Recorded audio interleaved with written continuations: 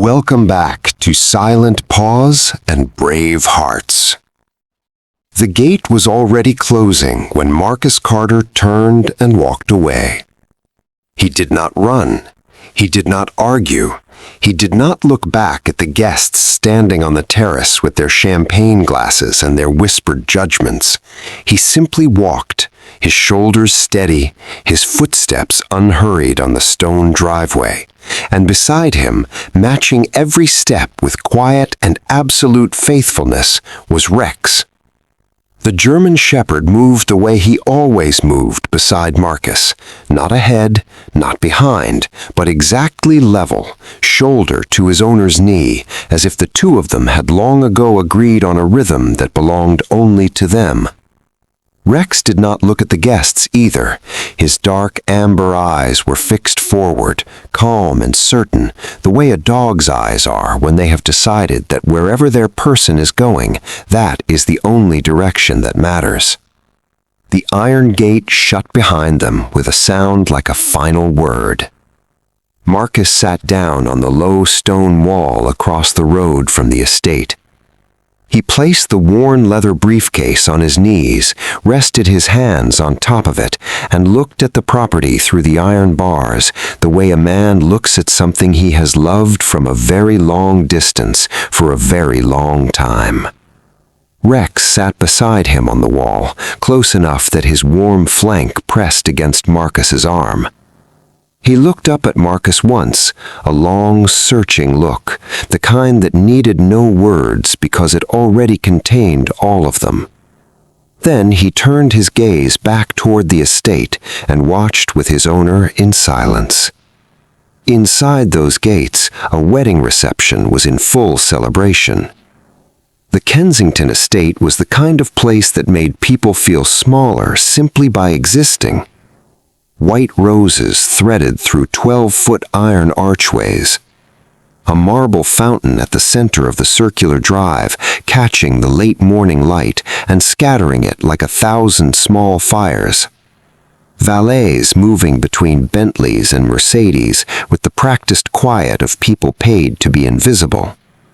Guests in tailored suits and designer gowns, laughing on the terrace with the easy confidence of those who have never once questioned whether they belong somewhere. Margaret Kensington stood at the heart of it all. She was in her early 60s, dressed in pale ivory, her silver hair set with the precision of a woman who understood that appearances were not vanity but architecture. She had hosted this estate for 20 years, the way a person hosts something they own completely, with authority, with pride, and with zero awareness that authority can sometimes be a thing that is borrowed without permission.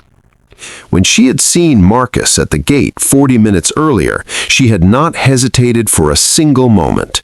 He had been standing quietly with Rex at his side, his simple dark jacket pressed but worn, his shoes polished but not new.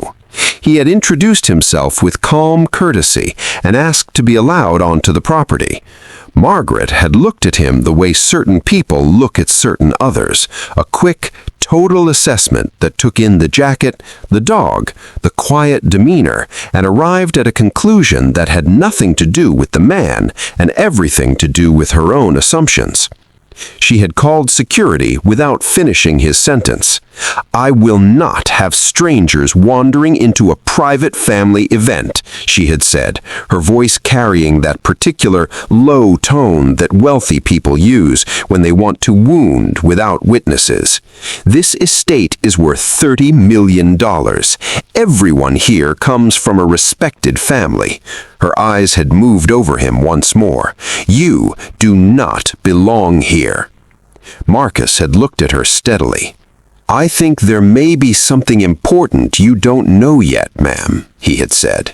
"Security," she had said, turning away. "Remove him." And they had. 2 guards, apologetic in their posture, but obedient in their action, had walked him to the gate. The guests on the terrace had watched. Some had whispered. One man had laughed softly and turned back to his drink. Not one person had said a word in his defense. Now Marcus sat on the wall across the road with his briefcase and his dog, and he opened the briefcase slowly. Inside, arranged in careful, labeled folders, were documents, property records. Stretching back nearly 100 years. Tax payment confirmations, each dated, each signed, a deed, a trust agreement, correspondence between lawyers that told a long, quiet story of a family that had held on to something precious across generations, even when life made holding on very hard. He had driven 2 hours from his home in western Massachusetts that morning with Rex asleep in the back seat and this briefcase on the passenger seat and a certainty in his chest that was not arrogance and was not anger. It was simply the particular peace of a man who knows the truth and has learned through years of military service and years of loss and years of patience that the truth does not need to be loud to be true. He pulled out a small notebook and began writing. The time, the names, the exact words spoken to him.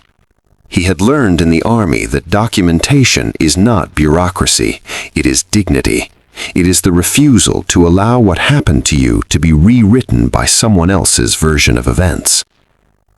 Rex pressed his nose gently against Marcus's hand. Marcus paused his writing.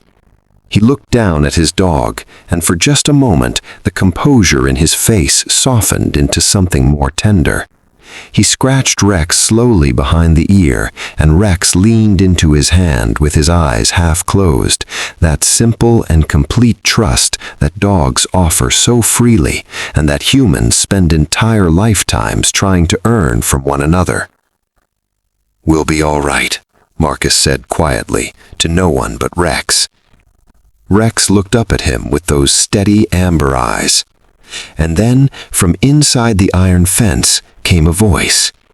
It was thin and trembling and old, and it stopped Marcus's hand mid-stroke. "Marcus?" He looked up. An elderly groundskeeper stood on the other side of the fence, both hands gripping the iron bars, his weathered face crumpled with something between disbelief and overwhelming relief. He was small and slow, with the kind of body that decades of outdoor work shape into something permanent, and his eyes were already full before Marcus had even responded. "Mr. Harold," Marcus said softly.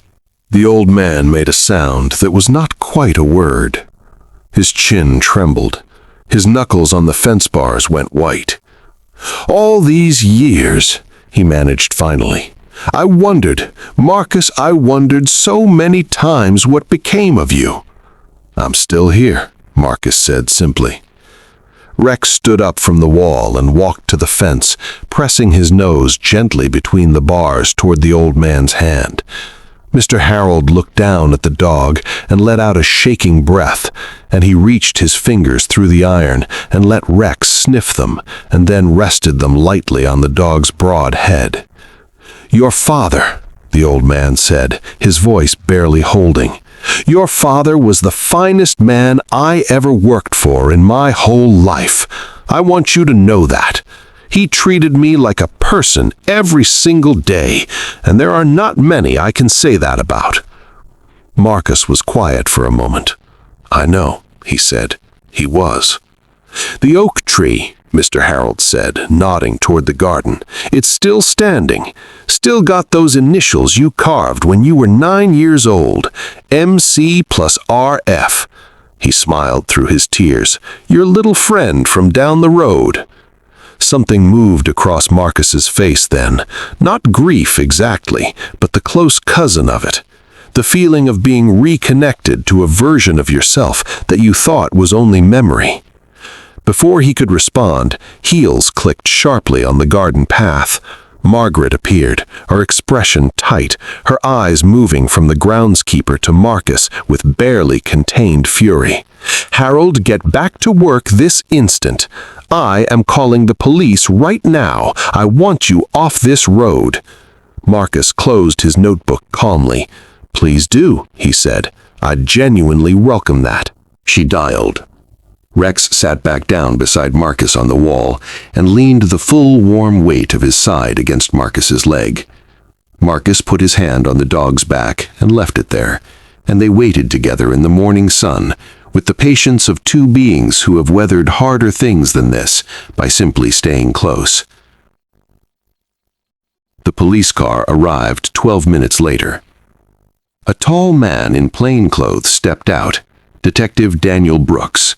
Perhaps 50 years old, broad across the shoulders, with the deliberate, unhurried walk of someone who had spent a long career learning to read a situation completely before stepping into it. He had a detective's badge on his belt, and the kind of face that had seen enough of the world to know that the obvious story is rarely the whole story. He stopped when he saw Marcus. Not the pause of recognition exactly, the pause of a man recalibrating everything he thought he was walking into. "Sir," he said, and the word came out with a weight and a respect that made several nearby guests turn their heads. Margaret came through the gate, her phone still in her hand. "Detective, this man has been loitering outside my property and harassing my staff. I want him removed and charged with trespassing." Detective Brooks looked at her, then at Marcus, then at the briefcase. "Ma'am," he said carefully, "before anyone goes anywhere, I need to verify something." He took out his phone, opened the county property records, and typed in the address. The page loaded slowly. He read it once in silence. Then he read it again. Then he lowered the phone slightly and stood very still for a moment, the way a person stands when the ground has just shifted under their feet and they are waiting to be sure they are still standing. He turned the screen toward Margaret. "This property," he said, his voice measured and clear, 12 Willowcrest Lane, Fairfield County, was purchased in 1926 by a man named Samuel Carter. He paused. "It was passed to his son, Robert Carter, in 1961. Another pause. "And in 2004, following Robert Carter's passing, it was transferred by deed and trust to his son." He looked at Marcus. "Marcus James Carter." The terrace went silent. Not the polite silence of a crowd waiting for a toast, the deep, breathless silence of people who have just understood something that changes the entire shape of what they thought was happening. Margaret's champagne glass lowered slowly in her hand. "That is not possible," she said. The words came out very quietly, almost to herself. "The property taxes," Detective Brooks continued, "have been paid in full every year by the Carter Family Trust, without a single missed payment, for 22 consecutive years. He let that land, while this estate has been occupied." The words settled over the crowd like weather. Marcus stood up from the wall. He picked up his briefcase. He walked through the open gate that the guard, pale-faced and silent, stepped aside to allow. Rex walked beside him, exactly level, shoulder to knee, the same steady rhythm they had always kept together. Marcus stopped in the center of the driveway, near the marble fountain. He looked at it for a moment, really looked at it, and then he spoke to no one in particular, his voice quiet and without performance. "My grandfather built this fountain with his own hands in 1932, he said. "My father planted every rose in that garden. I carved my initials in the oak tree beside the rose path when I was 9 years old." He paused. "I have been paying the taxes on this property since my father died. I have always had the documents. I came here today because an old family friend asked me to be present at his grandson's wedding. That is all I came for." From the back of the gathered crowd, a young man in a wedding suit pushed forward. He was perhaps 30, his eyes red, his expression carrying the particular anguish of someone who has just discovered that something terrible was done in their name without their knowledge. He reached Marcus and stopped, and for a moment he could not speak. "Mr. Carter," he finally managed, I am so sorry. I swear to you, I did not know. My grandfather talked about your family his whole life. He said your father was the best man he ever knew." His voice broke. "He would be devastated if he knew what happened here today." Marcus looked at the young groom for a long, unhurried moment. Then he placed his hand on the young man's shoulder, firmly and warmly. "Today is your wedding day," Marcus said. "Your grandfather loved you. Let's make sure this is still a day worth remembering." The young man nodded, unable to speak. Marcus turned then and looked at Margaret Kensington. She had not moved from where she stood. The composure she had worn all morning like a second dress was gone now. She looked older somehow, and smaller, and the expression on her face was something that all her wealth and social position could not help her manage because it was genuine. It was shame, real and quiet, and without anywhere to go. She opened her mouth. She closed it again. Marcus looked at her with the same patient eyes he had looked at her with all morning, and he said nothing. Because some things do not require a response. Some things simply require a witness. Rex pressed against Marcus's leg, warm and solid and present. Marcus looked down at his dog, and Rex looked up at him, and in that look between them was the entire morning. The closed gate, the cold words, the long wait on the stone wall, the notebook, the patience, the truth finally standing where it belonged. Marcus reached down and rested his hand on Rex's head. Rex leaned into it and closed his eyes. And the guests standing in the sunlight of that Connecticut morning watched the two of them, the veteran and his dog, and understood, perhaps for the first time, what it actually looks like when a person knows who they are. It does not look loud. It does not look angry. It looks exactly like this. A man standing in his own driveway, his hand resting on his faithful dog, his briefcase full of truth, his face full of peace, waiting for the world to simply catch up to what he has always known. Dignity does not need an audience, but sometimes it deserves one. If this story reached something deep inside you today, please take a moment right now and subscribe to Silent Paws and Brave Hearts. Every subscriber is a reminder that quiet courage deserves to be seen, that loyalty deserves to be honored, and that the stories of those who carry themselves with grace deserve to be told. Hit that subscribe button and ring the notification bell so you never miss a story like this one. And if someone in your life needs to hear this today, please share it with them. We will be back soon with another story worth your time. Until then, walk gently, love faithfully, and never underestimate the ones who wait in silence.